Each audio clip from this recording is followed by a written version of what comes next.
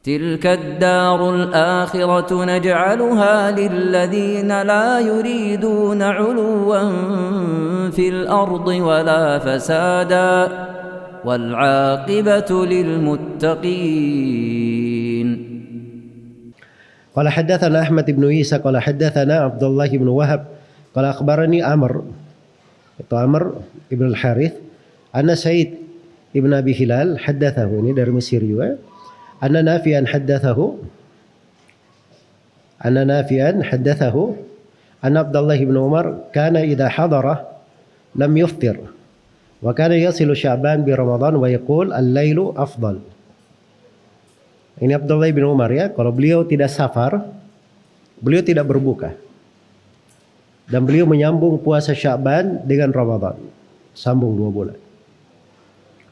Dan Ibnu Umar berkata malam itu lebih bagus, lebih afdal. Ini bagi Ibnu Umar ya, dalam hidupnya itu malam itu lebih bagus daripada siang. Kalau beliau. Kenapa? Sebab Ibnu Umar itu diberi pesan khusus oleh Nabi Sallallahu Alaihi Wasallam. Itu ada kisahnya dalam riwayat Bukhari dan Muslim. Suatu hari Ibnu Umar melihat sebuah mimpi yang membuatnya khawatir. Maka diceritakanlah itu kepada Nabi Sallallahu Alaihi Wasallam. Maka Nabi berkata, "Nah, Ibnu Umar itu tidak di situ. Tidak perlu khawatir." Kemudian Nabi berkata, "Ni'mar rajul Abdullah law kana yusalli minal lail." Sebaik-baik orang adalah Abdullah bin Umar kalau dia salat di malam hari. Nah, itu yang merubah kehidupan Ibnu Umar. Sehingga beliau memandang malam itu lebih afdal. Karena itu anaknya dalam sebagian riwayat mengatakan bahwa ayahku Ibnu Umar itu sedikit tidurnya di malam hari. Kebanyakan waktunya di malam hari adalah sholat malam. Sepanjang hidupnya. Subhanallah. Sebab Nabi berwasiat begitu kepadanya. Berwasiat seperti itu kepadanya. Itu pintu amalan salih ya, harus diketahui. Orang itu harus ada satu amalan dia continue, dia pegang. Pintu amalan itu beraneka ragam. Iya. Kemarin kan kita sudah bahas Abu Abdurrahman As-Sulami ya. Dia pintu amalannya 40 tahun mengajar Al-Quran. Abu Hurairah diberi 3 pesan oleh Nabi SAW. Tidak pernah dia tinggalkan selama dia hidup. Ibnu Umar diberi pesan sholat malam, beliau lakukan, continue. Ummu Habibah 12 rakaat sehari semalam, beliau kerjakan semenjak dia dengar dari Nabi Sallallahu Alaihi Wasallam. Sebagian sahabat membaiat Nabi tidak meminta kepada siapapun.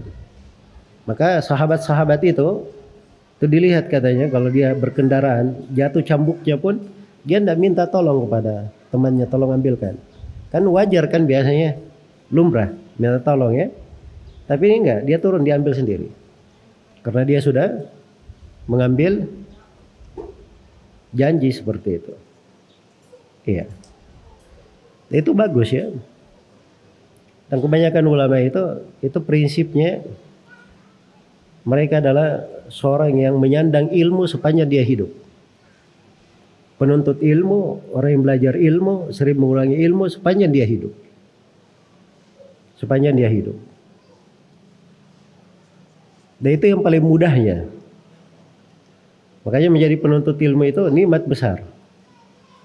Jadi nikmat besar. Tapi ingat ya bahasanya itu harus betul penuntut ilmu. Jangan penuntut ilmu setiap pekan saja. Atau penuntut ilmu kalau hatinya lagi berseri-seri. Iya. Tapi ini menjadi amalan solihnya. Maka dipilih cari dari amalan solih. Ada sebagian sahabat subhanallah sholat malamnya nggak banyak. Puasanya di siang hari juga nggak banyak. Iya.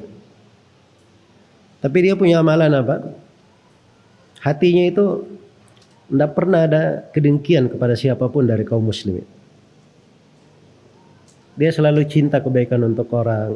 Ada yang berbuat salah dia maafkan. Dia hanya itu saja yang dia inginkan. Hatinya bersih. Baik. Itu amalan besar ya. Kita ini terlalu banyak pengetahuan kita. Sudah terlalu banyak ilmu kita. Tapi yang kontinu itu di mana? Ini kadang tanda tanya besar. Sering tanda tanya besar pada diri kita. Jadi harus kita lihat ya, kita tata dengan baik. Inilah kehidupan-kehidupan, sebagian dari potret kehidupan para salaf ya, kita bisa lihat bagaimana mereka hidup.